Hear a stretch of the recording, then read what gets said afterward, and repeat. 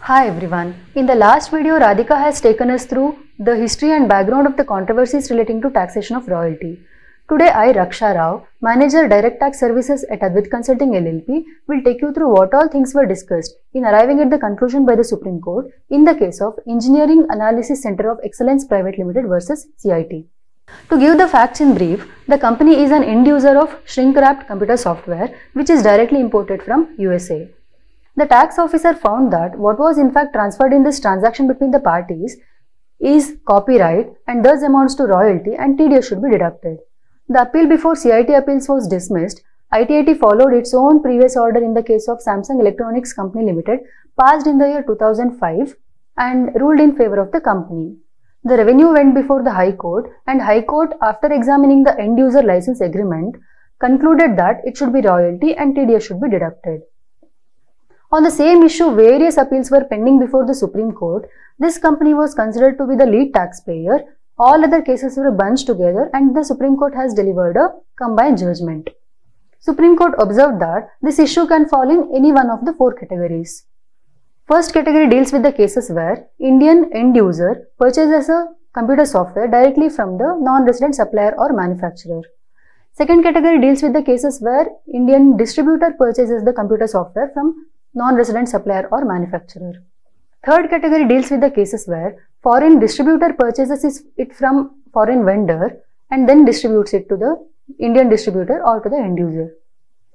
Fourth category deals with the cases where computer software is affixed to the computer hardware and then the integrated unit is sold to the Indian distributor or to the end user.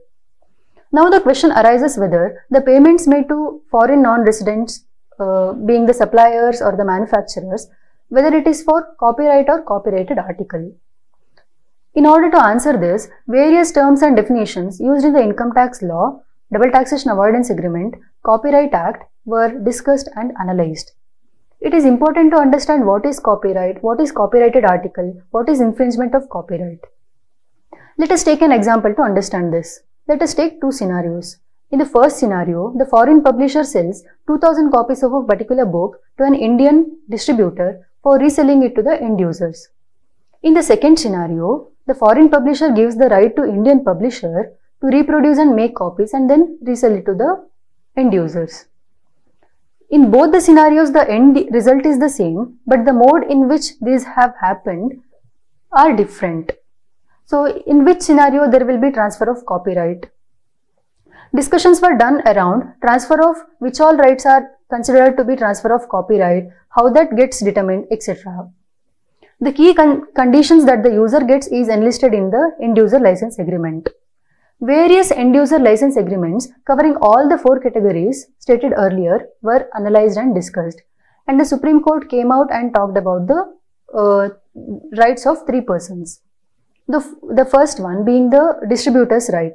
So the distributor gets only the right to distribute and it is a non-exclusive, non-transferable right and he can't use the product.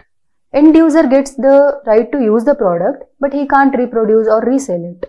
So no copyright is transferred to the distributor or to the end user. The ownership and the title vests with the owner itself. Moving further, now let us see what all things were discussed in coming to the conclusion part. Definition of royalty and the amendments made to the definition of royalty were discussed. In 2012, royalty definition was amended by inserting an explanation 4, so as to make the consideration for use or right to use computer software is considered to be royalty. This was a clarificatory amendment to state that definition of royalty always included the computer software and that it is a retrospective amendment from 1st June 1976.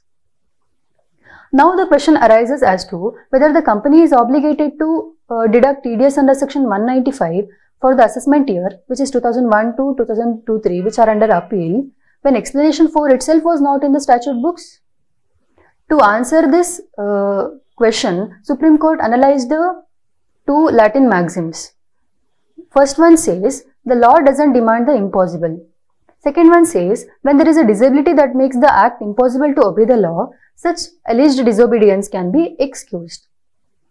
On this issue, various AAR rulings, High Court rulings were discussed and analyzed. Also on the issue relating to copyright, copyrighted article, infringement of copyright, which were globally announced, were also discussed.